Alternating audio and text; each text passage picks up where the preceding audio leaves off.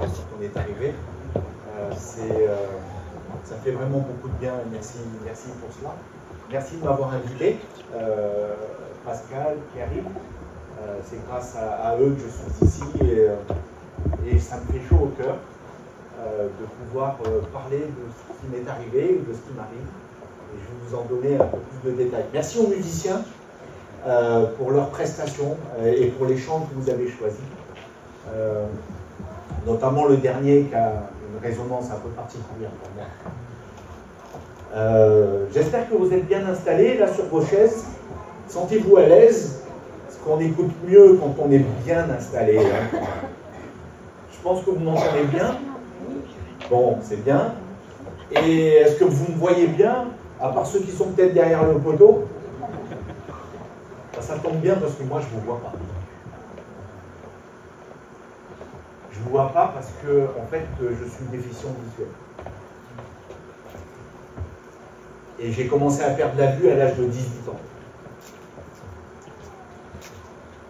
Et c'est un peu ce que je vais vous raconter dans les 30 minutes qui suivent, un peu moins, pour vous dire voilà comment j'ai vécu, comment je vis avec mon handicap, jour après jour, sans Dieu et avec Dieu. Alors juste un petit retour en arrière.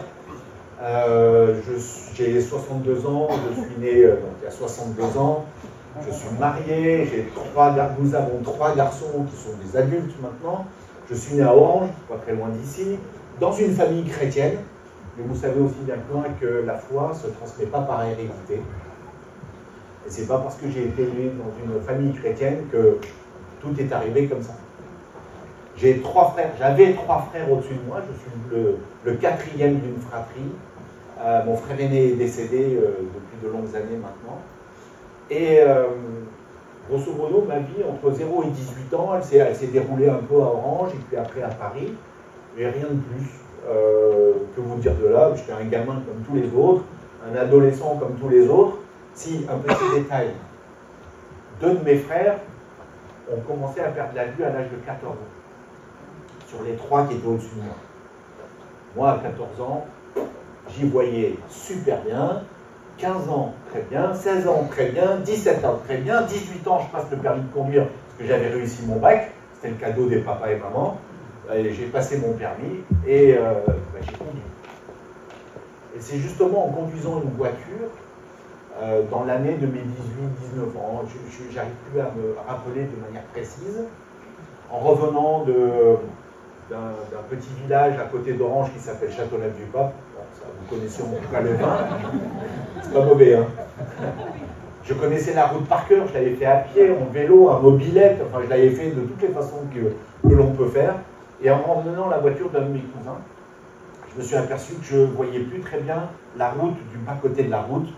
Il faisait nuit, j'avais pourtant allumé les phares, j'étais obligé de lever le pied. J'en ai parlé à mes parents, ils m'ont dit va voir le médecin. Je suis allé voir le médecin, il m'a fait un fond d'œil, et il m'a dit, c'est comme tes frères. J'avais 18 ans et demi. Bon, là je me suis dit, ça c'est pas bon, parce que très longtemps j'ai cru que j'étais passé au travers. Comme il y a un de mes frères qui n'a pas du tout eu cette pathologie, je me suis dit, 2 en l'ont eu, 2 ne vont pas l'avoir, cool. Et puis non. La loterie n'a pas bien tourné et j'ai été aussi touché par cette maladie héréditaire qui commençait à faire des ravages sur moi, mais à partir de 18 ans. Et j'ai quand même pu faire des études supérieures, j'ai commencé à travailler et j'avais décidé que, quel que soit ce qui allait m'arriver avec ma vue, que tout ce que j'entreprendrais, j'allais le réussir. Et que je ne voulais surtout pas montrer que j'étais plus faible que les autres parce que je n'y voyais pas. Parce que ma vue était en train de partir et de s'effondrer. Et c'était profondément ancré en moi, disant, je vais faire comme tout le monde. Je vais faire comme tous les autres et je vais même être meilleur que les autres. En fait, je suis rentré dans une période de déni. Et ce déni, il a duré une grosse vingtaine d'années quand même. C'est long pour un deuil, 20 ans. Quand j'ai eu 25 ans, à peu près, j'ai eu un accident de voiture, parce que je conduisais. Hein. Je perdais la vue, mais je conduisais. Ah ouais, je veux faire comme tout le monde. Et puis mon handicap, ma déficience visuelle, je ne veux pas en entendre parler. Qu'on ne m'en parle pas. Ça, c'est tabou, c'est dans ma poche, et ça, c'est mon problème. Et je vais me débrouiller avec, comme un grand. À 25 ans, j'ai un accident de voiture, juste matériel. J'ai compris que cet accident, je l'ai eu à cause de ma déficience visuelle. En fait, à cette époque-là, j'avais plus que 1/10 d'acuité visuelle. Autrement dit, c'était une folie de conduire. Première intervention de Dieu. Il m'a stoppé. Dans cet accident, pour dire, Eric, la bagnole, il faut que tu arrêtes. Et là, je l'ai compris. Et ça a été une période, c'est ouvert à ce moment-là, une période extrêmement difficile, qui a duré quelques années. Parce que quand vous avez 25 ans, vous commencez votre vie professionnelle. Vous commencez votre vie de jeune adulte, indépendant. Vous avez des copains. Alors bien sûr, j'allais à l'église, j'étais converti depuis l'âge de 18 ans. J'aimais profondément Dieu, j'aimais mon Seigneur Jésus-Christ, il n'y a pas de problème là-dessus. Sauf qu'il y avait une partie de moi qui disait à Dieu, franchement, c'est pas cool ce que tu m'as fait. Parce que quand on a la pêche comme moi, comme tous les gamins de 25 ans, et qui veulent manger le monde et tout prendre, parce qu'on a une énergie débordante, en même temps, Dieu me freine en me faisant malvoyant. Je dis, mais pourquoi tu fais ça pour moi? Mais qu'est-ce que je t'ai fait? Pourtant, bon, je suis réglo, quoi. Je n'ai pas trop fait de bêtises. Mais pourquoi tu me fais ça à moi, quoi? Et je me suis mis en colère contre Dieu. Ça ne m'a pas empêché d'aller à l'église tous les dimanches. Ça ne m'a pas empêché de continuer à avoir la foi, mais tout était limité, en fait. En fait, c'est comme s'il y avait deux chemins parallèles. Il y a Eric, le chrétien, et Eric, celui qui est en colère contre Dieu et qui n'accepte pas que Dieu l'ait fait avec cette pathologie. Et j'ai mis 20 ans à ne pas l'accepter. J'ai mis 20 ans à être en colère contre Dieu, disant c'est vraiment dégueulasse. Quoi. Pardon pour l'expression. Mais c'était ce qu'il y avait au fond de mon cœur. C'est franchement vivre avec une déficience visuelle, c'est imaginer, je ne me vois pas dans un miroir. Tous les matins, quand je partais au boulot pour me raser, ben, je ne me voyais pas. Amusez-vous, messieurs, à vous raser devant un miroir en vous bandant les yeux. Je ne suis pas sûr que ça soit très net à la sortie. Ou plutôt sanguinolent, si vous rappelez le coup. Bon, c'est pas terrible hein, pour se présenter. Donc ça, c'était mon quotidien. Trouver les bonnes couleurs de chaussettes avec la cravate, parce qu'à l'époque, on mettait des cravates. Enfin, mon quotidien, c'était trouver mon chemin. Dans ma vie professionnelle, je vous ai dit tout à l'heure que j'étais super engagé dans ma vie professionnelle, je voulais devenir le meilleur. Et je m'étais fixé un objectif à la sortie de mes études, alors que je savais que j'allais perdre la vue, une grande partie de ma vue. Moi, je ne serais pas pour l'informatique d'une grosse boîte. À 35 ans, je le suis devenu. J'ai bossé comme un dingue. J'ai bossé comme un dingue pour y arriver. Je ne suis pas plus intelligent qu'un autre. Loin s'en faut, quoi. Mais j'avais une volonté tellement farouche de dire, c'est pas parce que toi, Dieu, tu m'as fait avec une déficience visuelle que je vais me laisser avoir et je vais montrer à toute la terre que je suis le meilleur. Que je peux me sortir de toutes les situations. Que rien ne va m'impacter. Parce que rien ne va m'arrêter. Une montagne, rien à faire, je vais y monter. Un problème là, je vais trouver la solution. Ça c'est difficile, ouais, mais moi j'aime bien des trucs difficiles. C'était un peu comme ça que je me suis câblé. Quoi. Ça m'a demandé énormément d'énergie. Alors certes, il y a une certaine fierté à dire bah, j'ai réussi une vie professionnelle très riche. Je me suis défoncé pour y arriver. Et j'avais la facilité de dire, ben, c'est grâce à mes petits bras musclés que j'y suis arrivé. C'est parce que je me suis engagé à 600% dans mon job que j'ai réussi, que j'ai eu des promotions, que j'ai eu des responsabilités grandissantes, etc. J'étais fier de ça. En même temps, il y avait toujours ce côté, mais en fait c'est moi qui fais tout, quoi. Dieu, là-dedans, ben, je l'entends pas trop. Hein. Parce que tout ce qui se passe là dans ma vie, j'y vois pas, j'ai un boulot super, je suis en train de me défoncer dans mon job, mais tout ça c'est moi. C'est moi qui suis arrivé. Dieu là-dedans, il ne rentre pas en compte. Hein. C'était ça ma pensée. Même quand j'ai rencontré Anne-Lise, mon extraordinaire épouse, j'ai longtemps cru que c'était grâce à mon charme, à mes capacités à séduire une très belle femme. Et Eric, t'es quand même une baleine. Je l'ai longtemps cru. Puis un jour, c'était à la sortie d'un restaurant avec des amis de mon église à Paris. Je me suis retrouvé profondément seul. J'avais plein de copains, j'avais des copines, je ne connaissais pas Lise encore. Et j'ai vécu ce que c'était la solitude. Je l'ai senti au plus profond de moi. J'ai dit, mais j'ai plein d'amis, mais je suis seul en fait. Je suis seul avec ma déficience visuelle, je suis seul à me dépatouiller dans un monde qui devient de plus en plus compliqué pour moi, parce que y voyant de moins en moins, tous les gestes du quotidien deviennent difficiles. Se déplacer devient difficile. Dans mon job, je devais prendre des avions, des trains, parce que je me baladais en Europe pour mon job. Mais aller prendre un avion quand vous êtes déficient visuel, je vous souhaite bien du plaisir. Parce que rien n'est fait pour, en termes d'accessibilité, il n'y a pas grand-chose de fait pour des déficients visuels. Bref, ce soir-là, j'étais vraiment un peu au fond du trou, voire même beaucoup au fond du trou. Et je me souviens, quand j'ai quitté mes amis, je suis rentré chez moi, je suis allé me coucher et j'ai pleuré.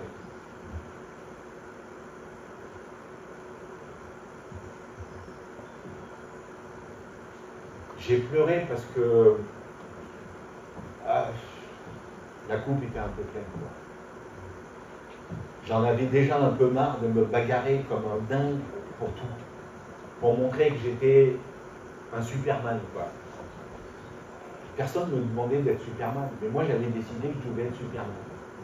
Et ça m'a coûté énormément d'énergie, au bout d'un certain temps, même à 25 ans, même à 26 ans, 27 ans, ça a commencé à peser.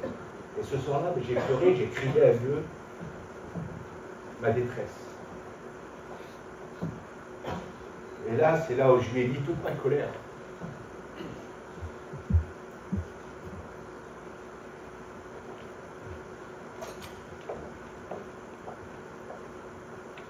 C'est là où je lui ai dit, t'es pas cool. Hein. Moi, je croyais que tu étais un Dieu d'amour, un Dieu bienveillant. Regarde ce que tu fais.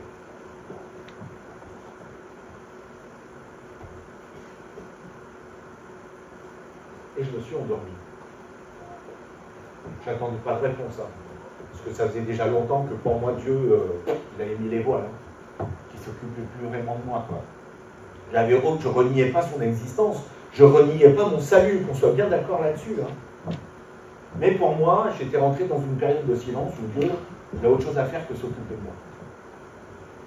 Donc, bouteille à la mer, j'ai poussé mon cri, j'ai poussé ma gueulante, comme on dit aujourd'hui. Et puis, advienne que pourra. Le lendemain matin, je me suis levé et j'avais le calendrier de la bonne semence, version gros caractère, parce que j'arrivais encore à peu près à lire ce genre de choses. Et je tombe sur ce verset, dans l'Épître aux Hébreux, chapitre 1, verset 11. La foi est l'assurance des choses que l'on espère et la conviction de celles qu'on ne voit pas. La foi est l'assurance des choses que l'on espère et la conviction de celles qu'on ne voit pas. Et là, comment dirais-je, Tchernobyl, j'ai explosé en vol. Ça a fait un tilt dans ma tête en me disant, mais en fait, la réponse, Dieu est là.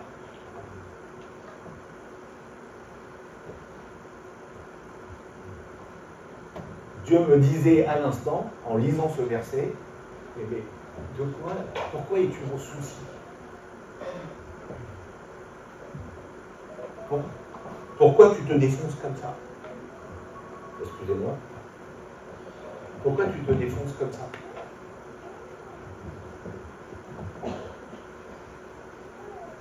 Alors, il aurait pu dire de moi, Dieu, à ce moment-là, c'est ben, Eric, t'as touché le fond, mais t'es en train de creuser encore.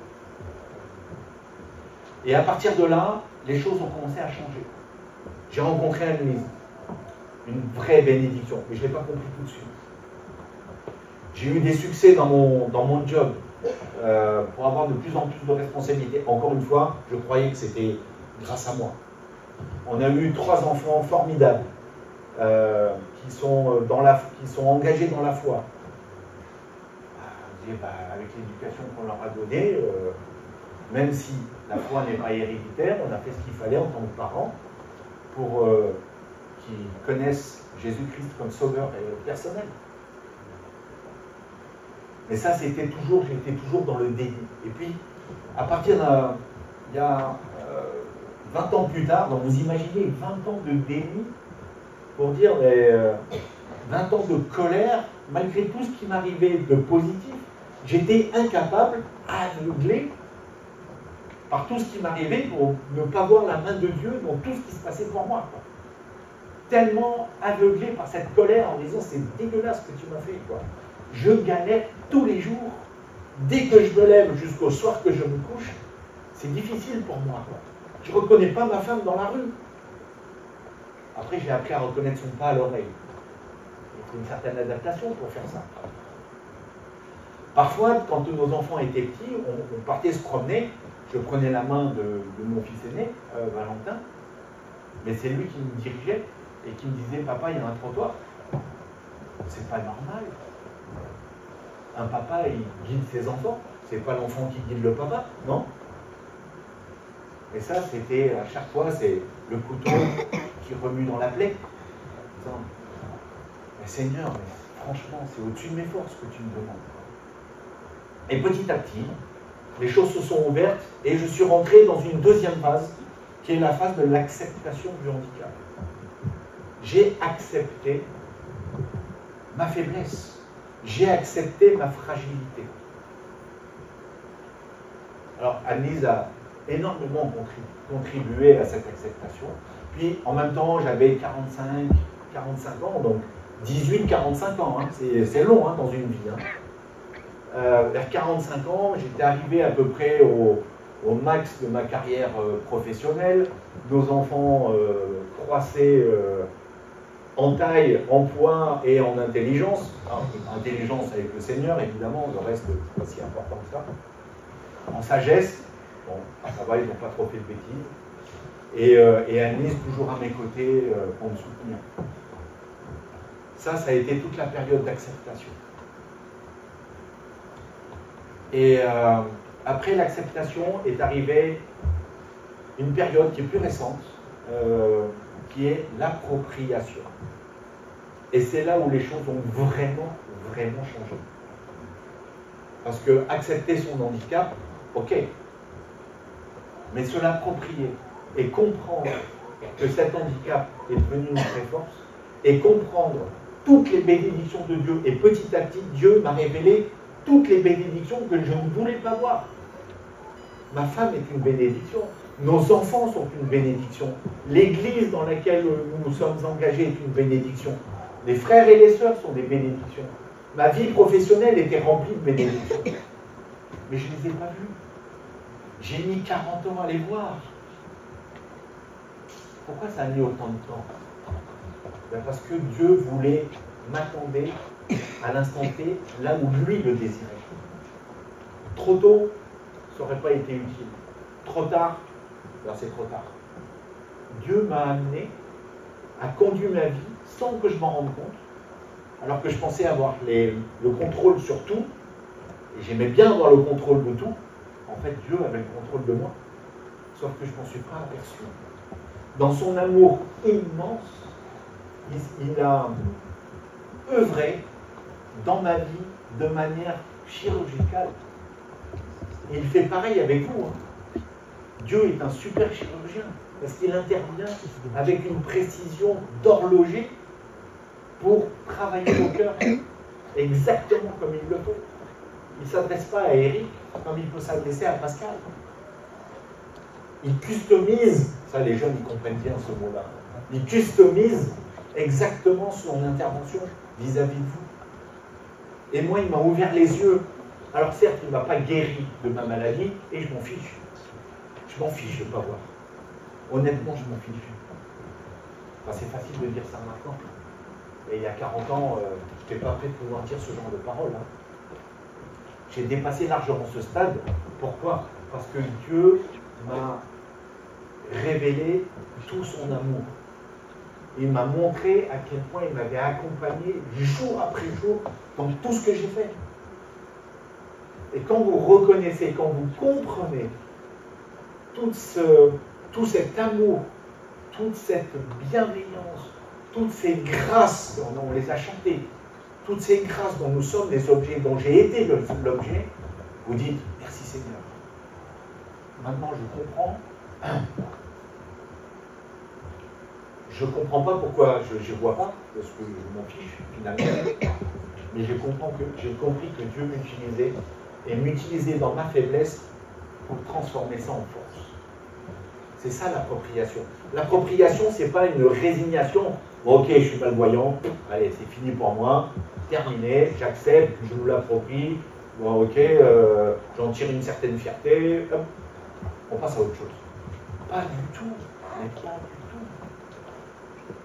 L'appropriation, c'est juste que Dieu se serve de ma faiblesse tous les jours pour dire, bah, tu es fort en fait.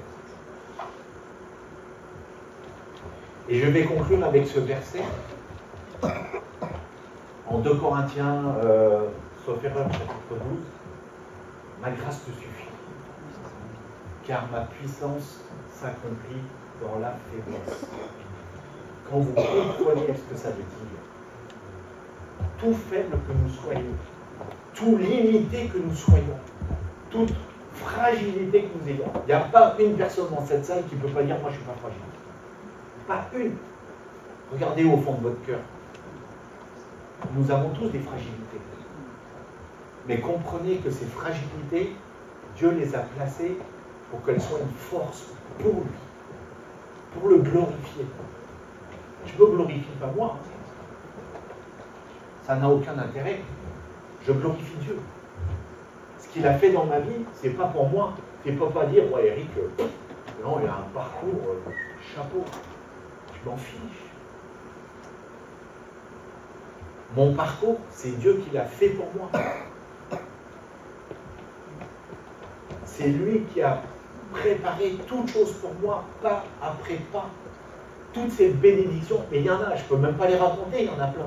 Quand on chante un cantique, compte les bienfaits de Dieu, vous connaissez peut-être ce cantique. Mets-les tous devant tes yeux, tu verras en adorant combien le nombre est grand. Le nombre, il en est tellement grand qu'on ne peut pas les compter. Je ne peux pas compter toutes les bénédictions dont j'ai été l'objet. Et je les découvre encore tous les jours. Tous les jours où je me lève, il y a encore une bénédiction. Et ça tombe. Il faut juste se laisser convaincre. Il faut juste laisser Dieu agir. Il faut juste laisser Dieu vous ouvrir les yeux. Et là, toutes vos faiblesses deviendront une force. Parce qu'avec Dieu, il n'y a pas de faible. Avec Dieu, nous sommes tous forts.